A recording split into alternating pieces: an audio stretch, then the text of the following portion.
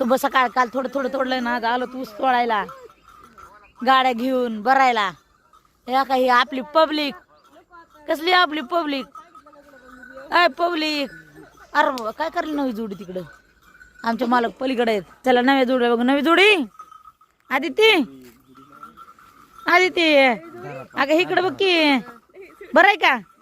धरा मग पाच जोडीनं, तुमच्या दोघांच्या जीवावर ये गाडी.